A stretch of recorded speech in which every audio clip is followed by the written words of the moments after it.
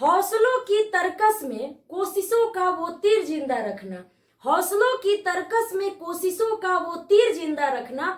हार जाना जिंदगी में सब कुछ, लेकिन जीतने की उम्मीद जिंदा रखना। हेलो दोस्तों, मैं मधु कुमारी आप सभी का स्वागत करती हूं आपके अपने यूट्यूब चैनल कोचिंग गांव वाला में। तो दोस्तों, आज हम पढ़ने वाले हैं क्लास 10th की बायोलॉजी के चैप्टर 1, जिसमें हम पढ़ने वाले हैं पाचन तंत्र, मानव पाचन तंत्र। इसमें हम लोग पार्ट 1 में बहुत सारी चीजें पढ़ लिए हैं और इसमें हम पार्ट 2 में पढ़ने वाले हैं। ग्रसनी से कहानी को शुरू करेंगे, क्योंकि पार्ट 1 में हम लोगों ने मुख गुहा में सारी चीजें पढ़ लिया था, लार ग्रंथि, दांत, जीभ। आप उस वीडियो को जाकर के जरूर देख लीजिएगा।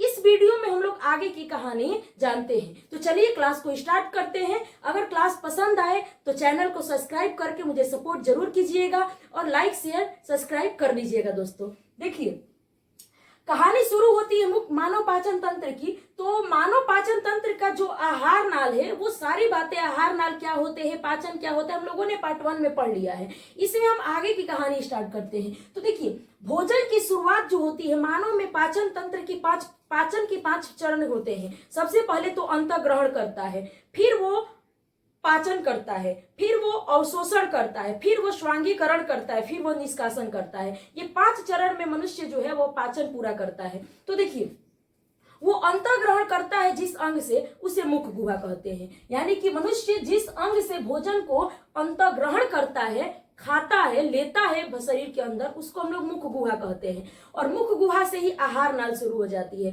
जहां जिस जिस रास्ते भोजन जाता है। तो मुख गुहा में जो है हम लोगों ने बहुत सारी चीजें पढ़ी थी। तो इस भाग को हम लोग कहेंगे मुख गुहा। मुख गुहा, इसी को हम लोग कहते हैं वोकल कैविटी, इसी को हम लोग कहते हैं मुंह, इसी को हम लोग कहते हैं ओरल, मुख गुहा। मुख गुहा का जो नीचे वाला भाग होता है उसको हम लोग कहते हैं ग्रसनी। उसको हम लोग क्या कहते हैं? ग्रसनी। ठीक, वैसे ग्रसनी हमारे पाचन प्रक्रिया में मदद नहीं करता है, लेकिन ग्रसनी हम पढ़ेंगे जरूर, क्योंकि मुख गुहा का निचला भाग होता है, यहीं से निगल द्वार और आगे जाकर के ग्रास नली खुलती है। उसके बाद ये नीचे वाला भाग होता है, इसको हम लोग कहेंगे ग्रास नली। इसको हम लोग क्या कहते हैं? फूड पाइप, ग्रास नली। ठीक, इसके बाद ग्रास नली से भोजन जिसमें आता है उसको हम लोग कहते हैं आमाशय। क्या कहते हैं? आमाशय, जहां पे भोजन सबसे ज्यादा देर तक ठहरता है। आमाशय बाएं साइड में है और दाएं साइड में ये जो आप बड़ा सा अंग देख रहे हैं, इसको हम लोग कहते हैं यकृत, जिगर। इसी को हम लोग कहते हैं जिगर, इसी को हम लोग कहते हैं लीवर। ठीक, तो हम लोग कहते हैं कि बात थोड़ा अंदर जिगरा, तो आज आओ फील्ड में लड़े जिगरा बात। तो जिगरा मतलब लीवर। अरे भैया, लीवर तो सब में होता है, तो वो जिगर बोलते हैं लीवर को। अब आमाशय के नीचे आप जो ये पत्तीनुमा आकार के देख रहे हैं, ये संरचना, इसको हम लोग कहते हैं अग्नाशय। इसको हम लोग क्या कहते हैं? अग्नाशय, पेनक्रियाज। और आप यकृत में ये नीचे छोटा सा भाग देख रहे हैं, इसको हम लोग कहते हैं पित्ताशय। इसको हम लोग क्या कहते हैं? पित्ताशय, पित्ताशय, पित्त की थैली कहिए, या इसी को हम लोग पित्ताशय बोलते हैं। अब आमाशय से भोजन आता है छोटी आंत में, इसको हम लोग क्या कहेंगे? छोटी आंत। और छोटी आंत से भोजन चला जाता है बड़ी आंत में, तो इसको हम लोग कह देते हैं बड़ी आंत, बड़ी आंत। और बड़ी आंत के बाद उसका नीचे वाला जो, ये बड़ी आंत के बाद ये रेक्टम, रेक्टम के बाद ये नीचे वाला जो आप भाग देख रहे हैं, ये भाग, इसको हम लोग कहते हैं गुद्दा या मल द्वार, मल द्वार। ठीक, तो इतनी सारी जो है आहार नाल में इतने सारे अंग शामिल होते हैं, और इसी में कुछ ग्रंथियां भी शामिल होती है। जैसे मुख गुहा में होती है लार ग्रंथि। मुख गुहा में क्या होती है? लार ग्रंथि, जो हमारे पाचन को तेज कर देती है, पाचन प्रक्रिया को तेज कर देती है, सक्रिय कर देती है।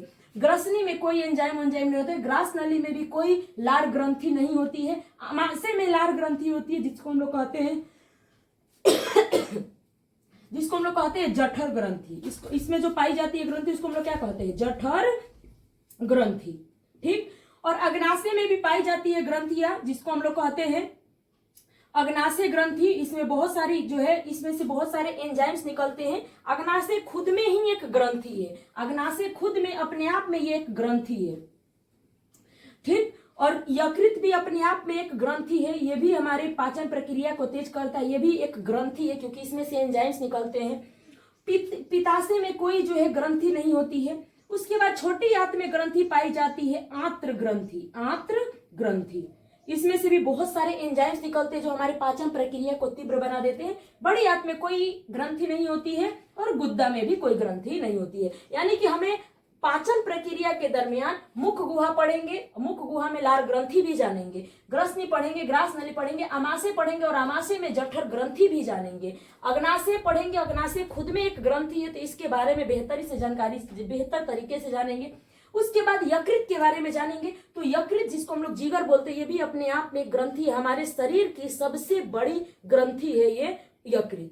उसके बाद अब ये ग्रंथि किसको कहते हैं, हम इसको एक ग्रंथि वाले चैप्टर में बेहतर ढंग से जानेंगे। बस इतना जान लीजिए कि एक ऐसा जो है थैली जिसमें से कुछ न कुछ एंजाइम्स या हार्मोन्स निकलते रहते हैं, उसको हम लोग कहते हैं ग्रंथि। थैलीनुमा एक तरीके से जैसे बैलून में पानी भर देते हैं तो वो एक छेद कर देंगे, तो उसी तरीके से समझिए कि एक थैलीनुमा संरचना जिसमें छोटा सा छेद होता है और उसमें से एंजाइम्स हार्मोन्स निकलते रहते हैं। तो वैसे हम हमारे शरीर में वैसी संरचना को ग्रंथि बोलते हैं। बाकी विशेष जानकारी हम ग्रंथि वाले चैप्टर में जानेंगे। इसके बाद हम आते हैं तो छोटी आंत, छोटी आंत के बारे में जानेंगे, साथ में इसमें पाई जाने वाली आंत्र ग्रंथियों के भी बारे में जानेंगे। बड़ी आंत के बारे में जानेंगे लेकिन बड़ी आंत में कोई ग्रंथि नहीं होती है। उसके बाद गुद्दा के बारे में जानेंगे। तो हम लोगों ने पहले चैप्टर में मुख गुहा को पढ़ लिया था। मुख गुहा में जितनी भी चीजें थी, सारी चीजें की जानकारी हम लोगों ने बेहतर ढंग से कर लिया था। आप जरूर जा करके उस वीडियो को देख लीजिएगा।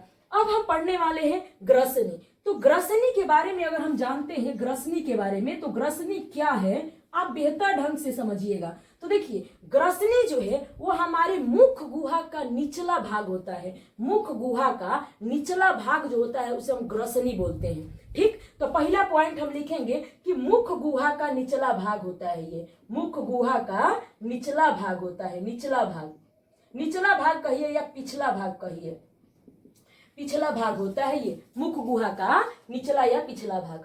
इसके बाद अगर हम जानते हैं तो ग्रसनी से दो छिद्र खुलते हैं। जो ग्रसनी जगह है यहाँ से दो छिद्र खुलते हैं, दो छिद्र खुलते हैं। यहाँ से ग्रसनी से दो छिद्र खुलते हैं, दो छिद्र खुलते हैं। ग्रसनी से जो ग्रसनी जगह है यहाँ से दो छिद्र दिखाई देते हैं। ठीक, एक छिद्र को हम लोग कहते हैं, एक छिद्र को हम लोग कहते हैं कंठ द्वार, एक को हम लोग कहते हैं कंठ द्वार, एक छिद्र को हम लोग कहते हैं कंठ द्वार और एक छिद्र को हम लोग कहते हैं निगल द्वार।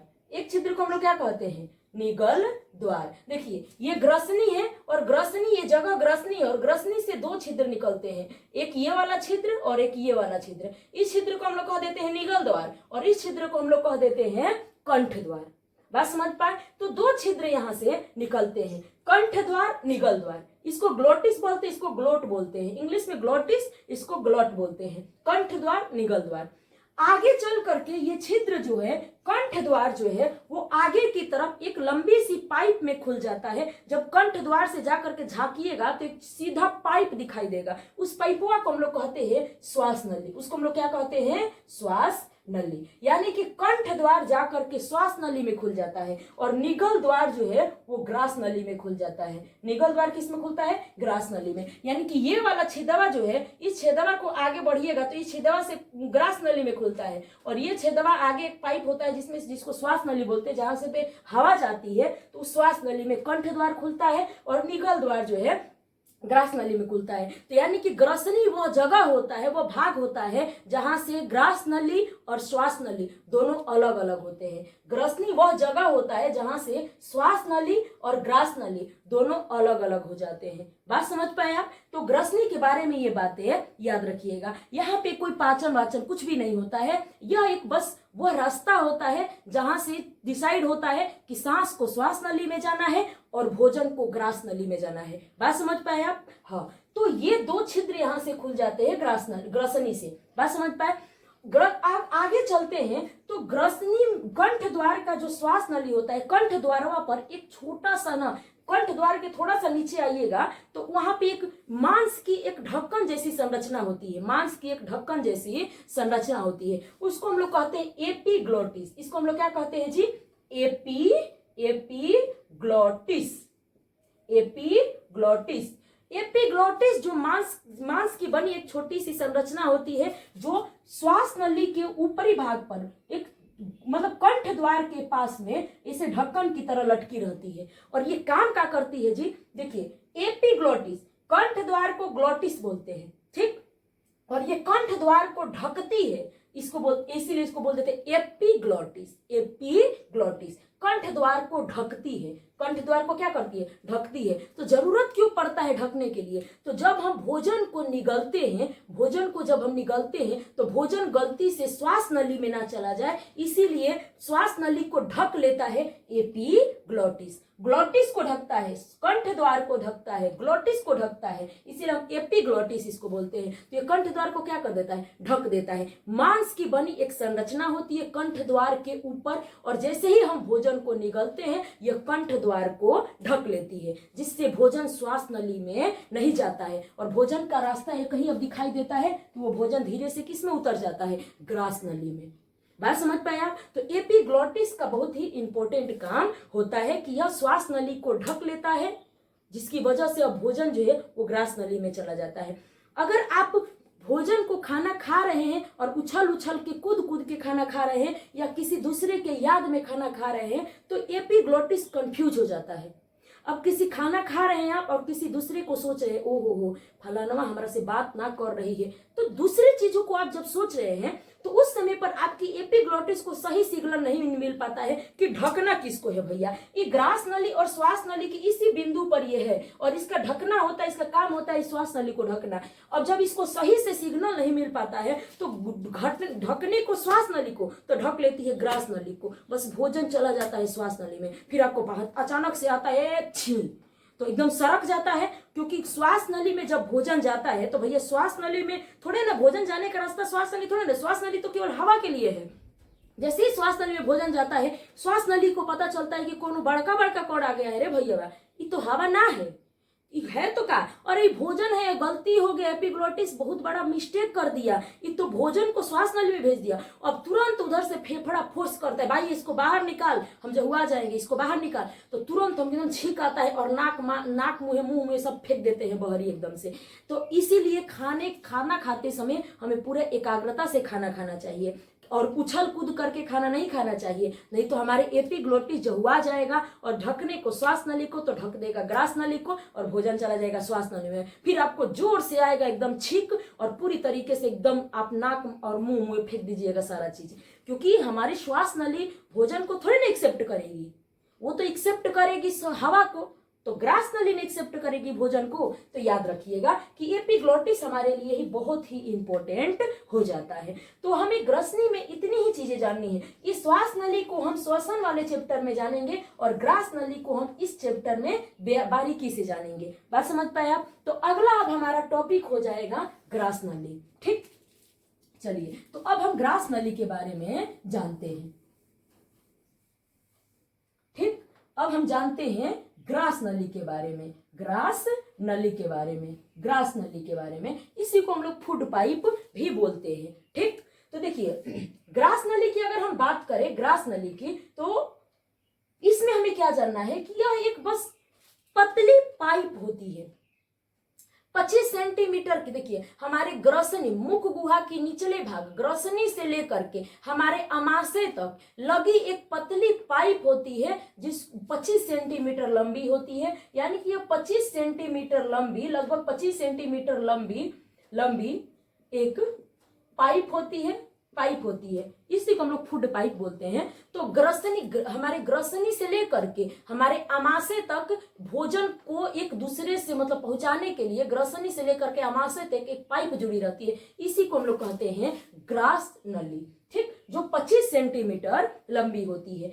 अब देखिए तो अब सवाल ये उठता है कि क्या इसमें भी पाचन होते हैं? तो नहीं, ग्रास नली में कोई एंजाइम्स नहीं होते हैं, कोई ग्रंथि नहीं होती है, कुछ भी नहीं होता है, इसीलिए इसमें पाचन की प्रक्रिया नहीं होती है, पाचन नहीं होता है। बस ये एक मुख गुहा से भोजन को अमाशय तक पहुंचाने, क्योंकि अमाशय हमारे उदर गुहा में बाई तरफ है और हमारा मुख गुहा यहाँ पे है और अमाशय हमारे उदर गुहा में बाई तरफ है, तो यहाँ से भोजन को यहाँ पहुंचाना है। तो अगर भोजन ठक से गिर जाएगा अमाशय में तो कैसा लगेगा?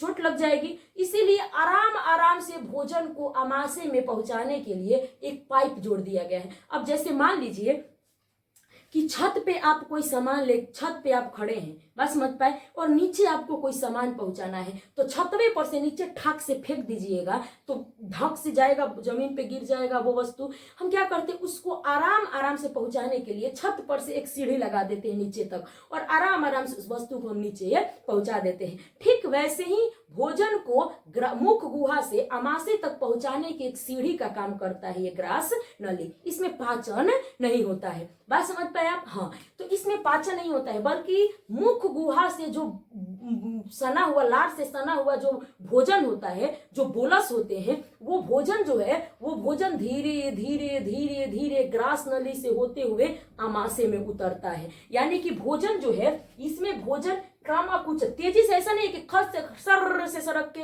आमाशय में चला गया, नहीं, धीरे धीरे आता है क्योंकि एक पतली पाइप होती है भैया, और इसमें अचानक से वो भोजन नीचे नहीं, आमाशय में नहीं आ सकता है। धीरे धीरे ये धीरे धीरे पहुंचाता है ताकि हमें महसूस भी नहीं होता है कि हमारा भोजन ग्रास नली से आमाशय में चला गया है, और ये धीरे धीरे लेके जाता है। तो इस देखिए, इसमें भोजन जो है, ग्रास नली में भोजन क्रमाकुंचन गति करते हुए, क्रमाकुंचन गति करते हुए, क्रमाकुंचन गति करते हुए करते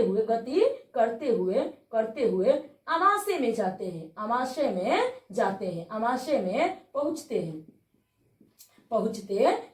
बात समझ पाए, यानी कि पहुंचते हैं, यानी कि भोजन जो है वो ग्रास नली में क्रमाकुंचन क्या होते हैं जी, तो आप केचुआ को चलते देखे होंगे, पहले वो शरीर को सिकुड़ाता है, फिर थोड़ा सा आगे बढ़ता है, फिर सिकुड़ाता है, फिर थोड़ा सा आगे बढ़ता है। ठीक वैसे ही भोजन हमारे ग्रास नली में पहले वो सिकुड़ता है, फिर थोड़ा सा फैलता है, फिर सिकुड़ता है, फिर थोड़ा सा फैलता है, ऐसे करते धीरे धीरे वो आमाशय में उतरता है, और हमें महसूस भी नहीं होता है कि कब भोजन हमारे निगलने के बाद ग्रास नली से आमाशय में चला गया। अब जरा आप सोचिए कि अगर ग्रास नली नहीं होती तो भोजन मुख गुहा से आमाशय में जाता तो हमें पता चल जाता कि जैसे हम निगलते होते अब गिरने वाला है आमाशय में, और जाके ठक से गिर जाता आमाशय में, और आवाज भी आती, चोट भी लगती, और गलती से आमाशय की जगह कहीं और भी गिर जाता। तो आसानी से भोजन को आमाशय तक पहुंचाने का काम ग्रास नली करता है। तो हमें ग्रास नली के बारे में इससे ज्यादा जानकारी और नहीं जानना है, बात समझ पाए आप। चलिए, तो अब ग्रास नली से क्या, ग्रास नली में पाचन होता है? नहीं होता है। ग्रास नली में एंजाइम पाए जाते हैं? नहीं पाए जाते हैं। अगर आपसे क्वेश्चन पूछेगा कि बताइए आहार नाल का वो कौन सा अंग है जहां पे भोजन क्रमाकुंचन गति करता है, तो हम कह देंगे ग्रास नली। अगर पूछेगा कि बताइए आहार नाल का वो कौन सा भाग है जहां पे किसी भी प्रकार की कोई एंजाइम्स नहीं पाई जाती है, किसी भी प्रकार का कोई पाचन नहीं होता है, तो कह देंगे ग्रास नली।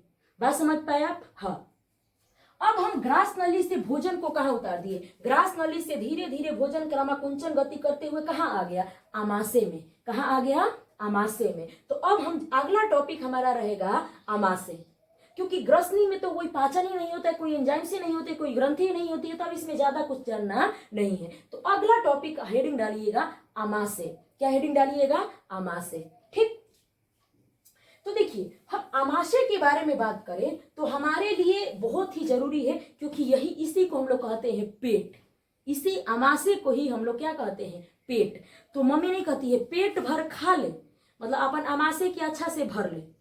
तो हम लोग जानते हैं कि इसी को पेट कहा जाता है, बात समझ पाए। और बाहर ये कहाँ पाया जाता है, तो हमारे उदर गुहा में। यानी कि पेट को अगर बाहर से कहे तो इसे उदर कहा जाता है। तो हमारा आमाशय कहाँ पाया जाता है, तो हमारे चेस्ट के नीचे और कमर के ऊपर वाले भाग को, चेस्ट के नीचे और कमर के ऊपर वाले जो एरिया होती है उसे उदर कहा जाता है, उदर गुहा। उसे क्या कहा जाता है, उदर गुहा। क्यों उदर गुहा कहा जाता है, क्योंकि उसी में उदर पाया जाता है। उदर मतलब पेट, उदर मतलब पेट, तो वो पूरे एरिया को हम लोग कहते हैं उदर गुहा। तो ध्यान से अगर हम समझेंगे आमाशय के बारे में, आमाशय के बारे में, देखिए दोस्तों, अगर लिखने में हमसे कोई मिस्टेक हो जाए, कोई गलती हो जाए तो समझ जाइएगा, क्योंकि थोड़ा सा लिखावट मेरा, राइटिंग मेरा खराब है, कोई बात नहीं है, वो सुधर जाएगा धीरे धीरे। तो देखिए, आमाशय की अगर बात करें हम, तो आमाशय कहाँ पाया जाता है भैया, तो हम आपको क्या बता दिए कि हमारे चेस्ट से ऊपर और कमर, चेस्ट से नीचे और कमर से ऊपर वाले जितनी एरिया होती है उसे हम उदर गुहा कहते हैं। चेस्ट से नीचे और कमर से ऊपर वाले जितनी एरिया होती है उसे हम उदर गुहा कहते हैं। तो आमाशय हमारे उदर गुहा में पाया जाता है, उदर गुहा में पाया जाता है, उदर गुहा में पाया जाता है। पाया जाता है। अब देखिए उदर गुहा में बाया पाया जाता है कि दाया पाया जाता है, डिसाइड करिए। तो आप खुद से डिसाइड कर सकते हैं कि ग्रास नली से भोजन आता है और ग्रास नली से इस साइड में आमाशय जुड़ा रहता है और इस साइड में यकृत होता है। आमाशय इस साइड में होता है मतलब बाया साइड में, तो हम कहेंगे कि उदर गुहा में बाएं साइड में पाया जाता है। उदर गुहा में बाया साइड में, बाया तरफ पाया जाता है, पाया जाता है। तो आमाशय कहाँ पाया जाता है जी? तो हमारे उदर गुहा में, न दक्ष गुहा में न वक्ष गुहा में। किस गुहा में पाया जाता है? उदर गुहा में। अब हम समझते हैं कि बताइए ये कैसा दिखता है जनाब, ये कैसा दिखता है? तो कहेंगे हम कि जे आकार का दिखता है। जैसे हम जे ऐसे लिखते हैं ना, जे, इसी तरीके से ये दिखाई देता है। तो हम कहेंगे कि इसका आकार, अगर कहे आकार, तो ये आकार में जे आकार का होता है। इसका आकार जे की तरह होता है, जे की तरह होता है। आमाशय का आकार जे की तरह होता है। अगर हम बात करें कि आमाशय में जो है भोजन आता है जब, तो कितनी देर ठहरता है, ये जानना क्यों जरूरी है? हम सभी में क्यों नहीं जाने? क्योंकि इसमें विशेष बात ये होती है कि हमारे आहार नाल का ये ऐसा अंग होता है जहां पे भोजन सबसे ज्यादा देर तक ठहरता है, 4 घंटा तक। यानी कि इसमें जो भोजन होते हैं, इसमें जब भोजन आते हैं, भोजन जब आते हैं ग्रास नली से, जब भोजन आमाशय में आते हैं, तो इसमें भोजन लगभग 4 घंटा तक रुकता है। सबसे ज्यादा इतना देर तक भोजन आहार नाल के किसी अंग में नहीं रहता है, केवल इसी आमाशय में, पेट में ही रहता है। इसी को हम लोग पेट बोलते हैं, इसी को हम लोग क्या बोलते हैं? पेट बोलते हैं। ठीक। और जब भोजन जो बोलस है, मुंह में जब भोजन होते हैं, मुख गुहा में भोजन होता है, तो उसे बोलस कहते हैं। और वह बोलस जब ग्रास नली से आमाशय में आ जाता है तो उसको हम लोग क्या कहते हैं? तो उसको हम लोग कहते हैं काइम। इसको हम लोग क्या कहते हैं? आमाशय में भोजन को क्या कहते हैं? भोजन को हम आमाशय में काइम कहते हैं। क्या कहते हैं जी? काइम। याद रहेगा, मुख गुहा में भोजन को बोलस कहते थे, और वही भोजन जब ग्रास नली से उतरकर हमारे आमाशय में आ जाता है तो वो काइम कहलाता है। बात समझ पाए? अब हम जानते हैं कि हमारे आमाशय में की संरचना को जानते हैं कि हमारा आमाशय कैसा दिखता है, किस तरीके की इसमें भाग होती है। इससे पहले हम ये जान लेते हैं कि आमाशय में जो है यहीं से प्रोटीन का पाचन शुरू हो जाता है। प्रोटीन का पाचन शुरू हो जाता है। कहां से?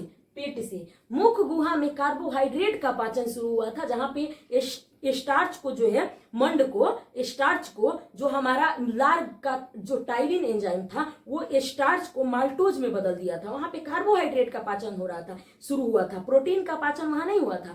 प्रोटीन का पाचन हमारे आमाशय में शुरू होगा, तो यहीं पे प्रोटीन का पाचन शुरू हो जाता है। बात समझ पाए? तो क्वेश्चन पूछेगा कि बताइए किस आहार नाल के किस अंग से प्रोटीन का पाचन शुरू हो जाता है? तो प्रोटीन का पाचन शुरू हो जाता है हमारे आमाशय में। ठीक। अगर हम आमाशय की संरचना की बात करते हैं कि आमाशय की संरचना, तो देखिए आमाशय के 3 भाग होते हैं। हम इस आमाशय को बाहर बना के आपको दिखाते हैं। थोड़ा सा फिगर इधर उधर बन जाता है, तो उसको थोड़ा सा आप समझिएगा भावनाओं को मेरी। आमाशय के 3 भाग होते हैं। आमाशय के 3 भाग होते हैं। ग्रास नली से नीचे जब भोजन आता है तो इस वाले भाग को हम लोग कहते हैं, जो ग्रास नली से जुड़ा होता है, इसको हम लोग कहते हैं कार्डियक। क्या कहते हैं? कार्डियक। क्वेश्चन पूछता है कि आमाशय का कौन सा भाग ग्रास नली से जुड़ा होता है? कार्डियक। और उसके बाद जो इसका बीच वाला भाग होता है, बीच वाला भाग, इसको हम लोग कहते हैं फुंडिक। इसको हम लोग क्या कहते हैं? फुंडिक। ठीक। और वह भाग जो छोटी आंत से जुड़ा होता है, नीचे वाला भाग, इसको हम लोग कहते हैं पाइलोरिक। इसको हम लोग क्या कहते हैं? पाइलोरिक। बस समझ पाए? पाइलोरिक जो है वो हमारे आमाशय का सबसे निचला भाग होता है। बात समझ पाए? बीच वाला भाग फुंडिक होता है और ऊपर वाला भाग कार्डियक होता है। तो क्वेश्चन पूछेगा कि हमारे आमाशय का कौन सा भाग छोटी आंत से जुड़ा रहता है? पाइलोरिक वाला भाग। आमाशय का कौन सा भाग ग्रास नली से जुड़ा होता है? तो कार्डियक वाला भाग। 3 भाग होते हैं हमारे आमाशय के। और हमारे आमाशय की दीवारों पे छोटी छोटी बहुत सारी ऐसी संरचनाएं पाई जाती है। ये ऐसी छोटी छोटी हमारे दीवारों पे, आमाशय की दीवारों पे छोटी छोटी संरचनाएं पाई जाती है, कोशिकाओं की बनी होती है। इसी को हम लोग कहते हैं जठर ग्रंथि, क्योंकि इसमें से कुछ न कुछ चीजें निकलती रहती है, एंजाइम्स वगैरह निकलते रहते हैं इसमें से, दीवारों पे जो रहती है। इसको हम लोग कहते हैं जठर ग्रंथि। ठीक। और देखिए हमारे फुंडिक वाले वाले भाग में एक विशेष संरचना दिखाई देती है। इसमें जो है कांट की तरह ऐसी संरचना होती है, कांट की तरह ऐसी संरचना होती है। ये हमारे पेट का मांस ही होता है जो ऐसे सिकुड़ सिकुड़ के सिकुड़ा सिकुड़ा रहता है। जैसे मान लीजिए, ऐसे ध्यान समझिएगा, जब हम इसको ऐसे सिकुड़ा दिए, ऐसे सिकुड़ा दिए, ऐसे सिकुड़ा दिए, तो ये देख रहे कि नहीं, ये अजीब सी संरचना बन जाएगी, ऊपर नीचे इस तरीके से। ठीक वैसे ही हमारे पेट में जो अंदर का फुंडिक वाला जो भाग है, उसके अंदर का जो मांस होते परत होती है, वो ऐसे सिकुड़ सिकुड़ के कांटेदार संरचना बना देती है। इस संरचना को हम लोग कहते हैं रुजी। इसको हम लोग क्या कहते हैं? रुजी। इस संरचना को हम लोग क्या कहते हैं? रुजी। देखिए, ये रुचि हमारे लिए, हमारे अमाशय के लिए बहुत इंपॉर्टेंट है, क्योंकि जब हम अमाशय में जब भोजन आता है तो ये रुचि फैल जाती है और अमाशय में जगह बनाती है। तो ये जैसे देखिए, ऐसे मान लीजिए कि ऐसे ऐसे सिकुड़ी हुई है, ये सिकुड़ी हुई है, और जैसे ही भोजन आता है तो वो फैल जाती है, ऐसे जगह मिल जाता है भोजन को। तो अगर हम ज्यादा भी खाना खा लेते हैं तो हमारा अमाशय फटता नहीं है, क्योंकि हमारी जो रुचि है वो फैल जाती है और पूरी तरीके से ऐसे होता है ना कि खुल जाती है। जैसे आप लोग पैरासूट देखिए कि नहीं, पैरासूट को ऐसे मोड़ के रखा जाता है और जैसे उसको यूज करना होता है ऐसे खोलते हैं तो पूरा इतना बड़ा हो जाता है पैरासूट। उसी तरीके से अंदर में जो रुचि लगी होती है वो मांस की सिकुड़ी हुई संरचना होती है, और जैसे ही भोजन इसमें आते हैं तो ये तुरंत फैल जाती है, इस तरीके से खुल जाती है और अमाशय में के फुंडिक वाले भाग में जगह बच जाता है और वो भोजन आराम से उसमें स्थित हो जाता है। और इसका एक और काम होता है कि रुचि जो होती है वो मुड़दार संरचना बनाती है, ऐसे मुड़दार कांटेदार संरचना बनाती है, जिससे इसकी सतह रूखर हो जाती है। फुंडिक की जो ऊपरी सतह होती है, अंदर वाली जो भीतरी परत की ऊपरी सतह होती है, वो रूखर हो जाती है, खुरदरा हो जाती है, जिसकी वजह से जब भोजन हमारे पाइलोरिक से होकर के फुंडिक में आता है तो ये इसको अपने में फंसा करके भोजन को कुछ देर तक यहाँ पे रोक रखती है। नहीं तो अगर ये चिकना सतह होता तो छल से छलक के पाइलोरिक में आता, छलक के नीचे चला जाता, तो ऐसे थोड़े ना पाचन हो पाता। तो इसीलिए ये रुचि जो है वो भोजन को कुछ देर तक रोक करके रखने के में मदद करती है। ऐसे मान लीजिए कि अगर कोई रूखर जमीन होता है, खुरदरा जमीन, तो उस पे जो है घर्षण ज्यादा होते हैं, तो आसानी से हम जो है उस पे आसानी से चल पाते हैं, क्योंकि घर्षण ज्यादा होता है, छलकते नहीं है। इसीलिए भोजन भी यहाँ पे आता है तो इसके जो खुरदार सतह होती है इसमें की वजह से यहाँ पे कुछ देर तक ठहर पाता है। अगर चिकनी सतह होती तो छलक के कहाँ चल जाता, नीचे चला जाता, तो अच्छे से पाचन नहीं हो पाता। तो रुचि का भी काम बहुत इंपॉर्टेंट है हमारे लिए।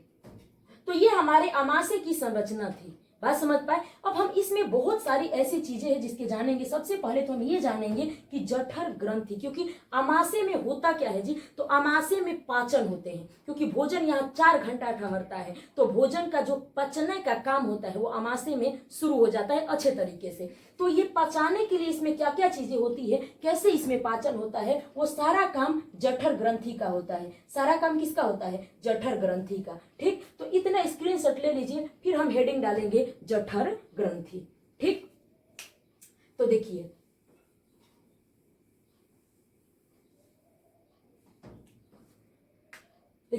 जठर ग्रंथि, जठर ग्रंथि। तो सबसे पहले हम ये जानेंगे कि जठर ग्रंथियां कहाँ पाई जाती है, तो ये अमाशय में पाई जाती है। अमाशय की भीतरी दीवारों पे जठर ग्रंथियां पाई जाती है। इसमें से क्या निकलते हैं जी, तो जठर रस निकलते हैं। क्या निकलते हैं? जठर रस निकलते हैं। वहीं जब उसी जठर रस की वजह से हमारे अमाशय में भोजन का पाचन हो पाता है, जो भी होते हैं, तो जठर रस निकलते हैं। और ये जठर रस प्रतिदिन कितने निकल जाते हैं जी, तो 3 लीटर निकल जाते हैं। याद करना बहुत आसान है। मुख गुहा में 1.5 लीटर लार निकलता था, 1.5 लीटर का दुगना कर दीजिए, अमाशय में 3 लीटर जठर रस निकलते हैं। बात समझ पाया? जठर रस।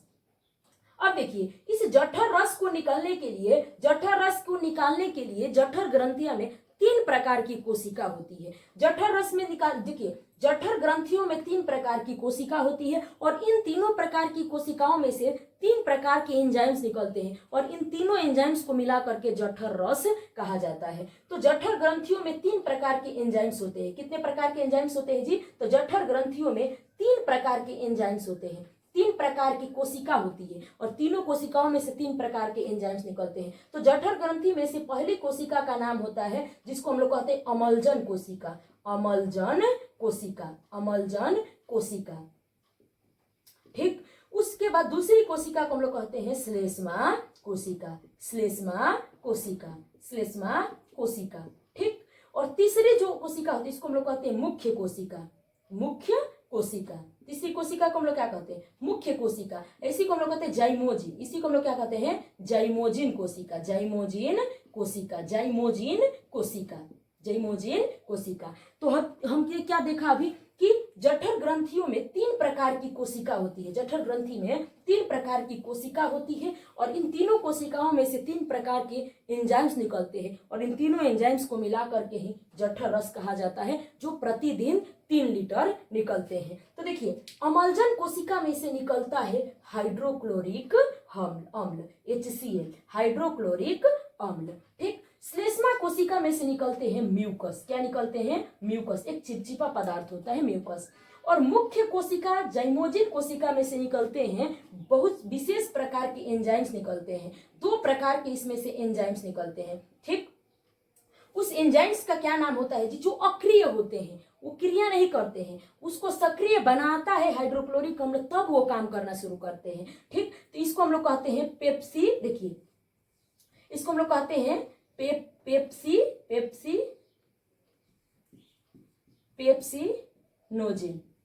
पेप्सिनोजेन। और एक एंजाइम निकलता है जिसको हम लोग कहते हैं प्रोरेनिन। क्या कहते हैं इसे? प्रोरेनिन। 2 प्रकार के एंजाइम्स निकलते हैं। इसके अलावा और भी 1-2 एंजाइम्स निकलते हैं, जैसे गैस्ट्रिक लाइपेज भी इसमें से निकलता है, जो थोड़ा बहुत वसा का पाचन कर देता है। तो इसको भी हम लिख सकते हैं, लेकिन मुख्य रूप से ये 2 हमें याद रखना है। गैस्ट्रिक लाइपेज भी एक एंजाइम्स निकलते हैं जो हल्का फुल्का वसा का पाचन हमारे आमाशय में करते हैं। तो याद रखिएगा कि इसमें से गैस्ट्रिक जो है, गैस्ट्रिक लाइपेज भी नाम के भी एंजाइम्स निकलते हैं जो हमारे वसा को पाचन करते हैं। तो इस तरीके से पेप्सिनोजेन, प्रोरेनिन, गैस्ट्रिक लाइपेज जैसे एंजाइम्स जो निकलते हैं मुख्य कोशिका जाइमोजिन कोशिका में से। ठीक, और इन सभी को ही मिला करके हम एक साथ जठर रस बोल देते हैं। ठीक, तो हम तीनों के काम जान लेंगे कि तीनों का क्या क्या काम होता है। तो देखिए, हाइड्रोक्लोरिक अम्ल का बहुत ही विशेष काम होता है। ये क्या काम करता है जी? तो सबसे पहले तो ये जीवाणुओं को मारता है। जो हमारे भोजन में हानिकारक जीवाणु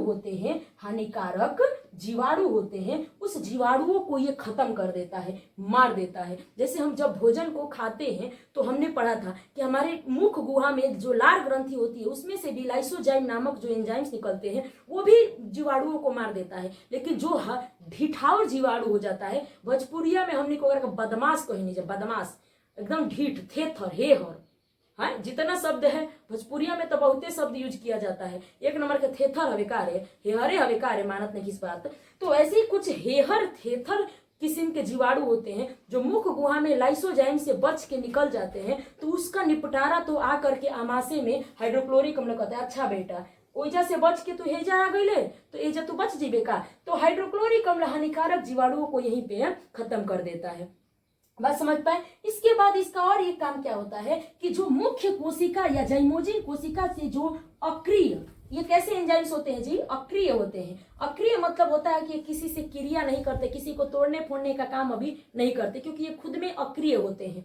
तो इसको सक्रिय बनाने का काम करता है, यानी कि ये अक्रिय एंजाइम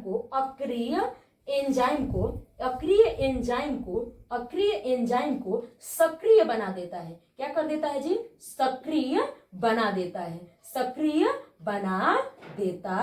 है।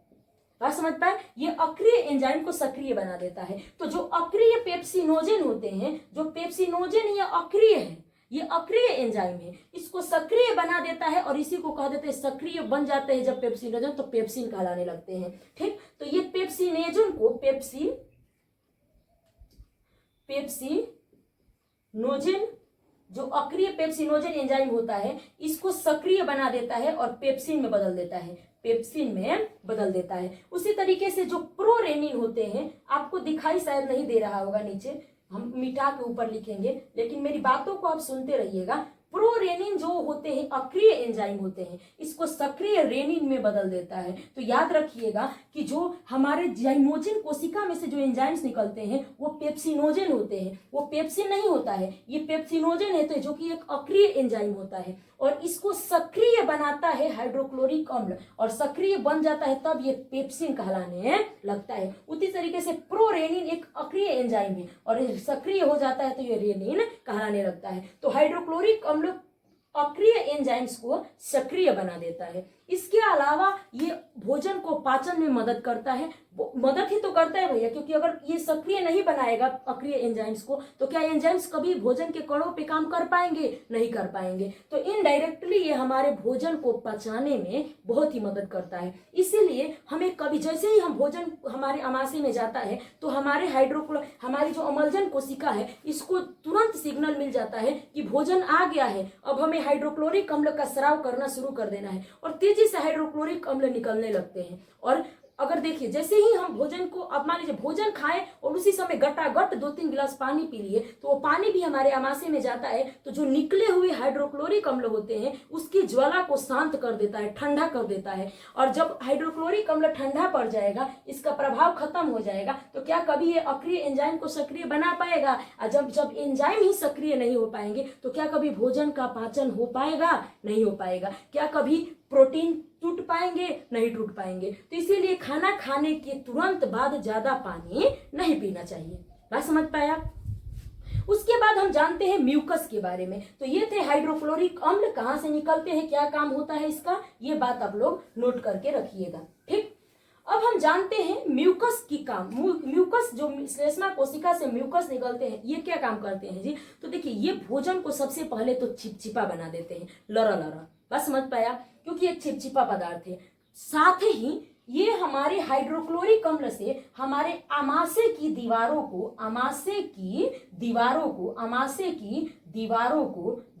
को जलने से बचाता है। बस समझ पाया? क्योंकि देखिए हाइड्रोक्लोरिक अम्ल एक बहुत ही तीव्र अम्ल है, इसका पीएच मान जो है वो लगभग 2 होता है। ये समझ लीजिए कि कितना प्रबल अम्ल है ये। और ये प्रबल अम्ल है तो अगर मान लीजिए जब ये हमारे स्किन पे गिर जाएगा तो स्किन जल जाते हैं। तो अब अगर ये हमारे आमाशय में है तो आमाशय की दीवारों को भी तो ये जला सकता है, लेकिन क्यों नहीं जलाता है? क्योंकि हमारे आमाशय की दीवारों पर म्यूकस लगे होते हैं जो हाइड्रोक्लोरिक अम्ल के प्रभाव को कभी आमाशय की दीवारों पर पड़ने ही नहीं देते हैं और जिसकी वजह से हमारे आमाशय की दीवार सुरक्षित रह पाते हैं। तो आमाशय की दीवारों की को जलने से बचाता है, किससे? हाइड्रोक्लोरिक अम्ल से। ये म्यूकस का बहुत ही इंपॉर्टेंट काम है। और अगर यही म्यूकस कम स्रावित होने लगता है तो हमारे पेटों में पेप्टिक अल्सर हो जाते हैं, छोटे छोटे घाव हो जाते हैं। ये म्यूकस अगर कम निकलने लगता है तो हमारे हाइड्रोक्लोरिक अम्ल का प्रभाव हमारे आमाशय की दीवारों पर दिखने लगता है और हमारे आमाशय की दीवारें जल जाती है, फोड़ा हो जाता है, घाव हो जाते हैं, जिसे पेप्टिक अल्सर बोला जाता है। तो आमाशय की दीवारों को जलने से बचाता है, साथ में भोजन को चिपचिपा बना देता है जिसकी वजह से भोजन पे आसानी से हर एंजाइम्स काम कर पाते हैं। बात समझ पाए? तो इसको भी याद रखिएगा। उसके बाद हम अब जानते हैं, सबसे इंपॉर्टेंट बात अब जानते हैं कि ये जो अक्रिय एंजाइम है जो सक्रिय हो गया, तो पेप्सिनोजन सक्रिय होकर क्या कहलाने लगा? पेप्सिन। ठीक, और जो प्रोरेनिन है ये क्या कहलाने लगा? रेनिन। इसको सक्रिय किसने बनाया? हाइड्रोक्लोरिक अम्ल। तो अगर आपसे क्वेश्चन पूछेगा कि बताइए आमाशय में अक्रिय एंजाइम को सक्रिय कौन बनाता है? हाइड्रोक्लोरिक अम्ल। तो अगर आपसे क्वेश्चन पूछेगा बताइए पेप्सिन एंजाइम कहाँ से निकलते हैं? तो आमाशय से ही बताइएगा। आमाशय की किस कोशिका से निकलते हैं? मुख्य कोशिका से। और पेप्सिन एंजाइम को सक्रिय जो है, पेप्सिनोजन अक्रिय एंजाइम है और इसको सक्रिय पेप्सिन में बदल देता है। कौन बदलता है? हाइड्रोक्लोरिक अम्ल। तो देखिए ये पेप्सिन जो एंजाइम्स होते हैं ये बहुत ही इंपॉर्टेंट काम करते हैं। क्या काम करते हैं जी? तो ये प्रोटीन का पाचन शुरू करता है, ये प्रोटीन को तोड़ता है और प्रोटीन को तोड़ करके पेप्टोन में बदल देता है। किसमें बदल देता है? पेप्टोन में। यहाँ पे ट्रिपल पी का काम होता है। देखिए पेप्सिन एंजाइम प्रोटीन को पेप्टोन में बदल देता है, ट्रिपल पी का काम यहाँ पे हो रहा है। पेप्सिन एंजाइम प्रोटीन को पेप्टोन में बदल देता है, इसीलिए तो कहे कि प्रोटीन का पाचन आमाशय में शुरू हो जाता है। उसके बाद जो है रेनिन जो एंजाइम्स होते हैं वो क्या करते हैं? तो हमारे दूध को दही में बदल देते हैं, क्योंकि दूध डायरेक्ट हमारे शरीर में पाचित नहीं हो पाएगा, इसको दही में बदलना पड़ता है। यानी कि दूध में जो केसिन प्रोटीन होता है, केसिन प्रोटीन, इसी केसिन प्रोटीन को पचा करके तोड़ करके केसिन प्रोटीन को, रेनिन जो है वो केसिन प्रोटीन को तोड़ करके, दूध में कौन सा प्रोटीन पाया जाता है? केसिन प्रोटीन को तोड़ करके पैरा केसिन में, और फिर यही पैरा केसिन कैल्शियम से अभिक्रिया करके पैरा कैल्सिनाइट ऐसे कुछ करके एक यौगिक बना देता है। ठीक, तो याद रखिएगा कि रेनिन एंजाइम दूध में उपस्थित केसिन प्रोटीन को तोड़ करके पैरा केसिन में बदल देता है, दही में बदल देता है। और जैसे इस देखिए जब हम जब हम खाना खाते हैं और जब हम उल्टी करते हैं, उल्टी तो जब हम दूध पिए रहते हैं और जब हम उल्टी करते हैं तो वो दूध फटनुसुक निकलता है, लगता है जैसे दही है। तो वो दूध दूध नहीं रहता है, क्योंकि जैसे ही वो आमाशय में आता है तो रेनिन एंजाइम इस पे काम करके इसके केसिन प्रोटीन को पैरा केसिन में बदल दिया रहता है, दही के फॉर्म में चेंज कर दिया रहता है। इसीलिए जब हम उल्टी करते हैं, देखिए उल्टी करते हैं तो हमारे आमाशय से भोजन निकलता है बाहर। ध्यान से समझिएगा, जब हमने उगिल दिया, इसे उगिल तो नहीं, देखिए काबा, तो उगिलने का मतलब है कि हमने मुंह का जो बोलस, मुंह में जो भोजन था बोलस, उसको हमने उगला। और जब हम उल्टी करते हैं तो आमाशय से भोजन को बाहर निकालते हैं। तो देखते होंगे कि जब आप उल्टी करते हैं तो आपके पूरे जो है गर्दन और वगैरह सब, नाक वो सब जलने लगता है, क्योंकि जब हम उल्टी करते हैं तो भोजन के साथ हाइड्रोक्लोरिक अम्ल भी बाहर निकलते हैं। तो इसकी वजह से हमें सारे अंगों में जलन होने लगते हैं। और जब हम दूध पिए रहते हैं और उल्टी करते हैं तो दूधवा फटनुसुक रहता है। वजह क्या है कि केसिन प्रोटीन को जो है रेनिन एंजाइम केसिन प्रोटीन को पैरा केसिन में बदल दिया रहता है, दूध में के जो केसिन प्रोटीन होता है। तो ये रेनिन एंजाइम्स जो है वो केसिन प्रोटीन को तोड़ता है, बात समझ पाए। और ये जो गैस्ट्रिक लाइपेज नामक एंजाइम्स होते हैं वो वसा को हल्का, ज्यादा यहाँ पे वसा का पाचन नहीं होता है, थोड़ा बहुत आंशिक रूप से वसा को पाचन करके किसको में बदल देते हैं, वाष्य अम्ल में बदल देते हैं और गैल्सिरोल में बदल देते हैं, गैल्सिरोल में बदल देते हैं और वाष्य अम्ल में बदल देते हैं, गैल्सिरोल में बदल देते हैं, गैल्सिरोल में बदल देते हैं। तो ये हमें याद रखना है, इतनी सारी हमारे क्या बोलते हैं, जठर ग्रंथियों में से निकलने वाले जठर रस, जिसमें से इतने सारे एंजाइम्स निकलते हैं और इतना सारा काम करता है, ठीक। और ये जब ये सारे चीज भोजन में मिल जाते हैं तब ये भोजन का जो है भोजन कहलाने लगता है काइम। क्या कहलाने लगता है जी, काइम। आमाशय में भोजन को हम लोग क्या कहते हैं, काइम, ठीक। और ये काइम अब जब आमाशय में 4 घंटा रुकने के बाद अब धीरे से आमाशय में से कहाँ पे उतरेगा भोजन, अब आ जाएगा छोटी आंत में। तो भोजन कहाँ आ जाएगा जी, छोटी आंत में। तो अब हमें जानना है छोटी आंत के बारे में। आमाशय के बारे में हम लोगों ने आपको सारी कहानी बता दी, ठीक। तो चलिए अब हम लोग पढ़ते हैं आमाशय के बारे में, सॉरी छोटी आंत के बारे में। इतनी बातें आप लोग जान गए होंगे, तो अब हम जानते हैं छोटी आंत के बारे में।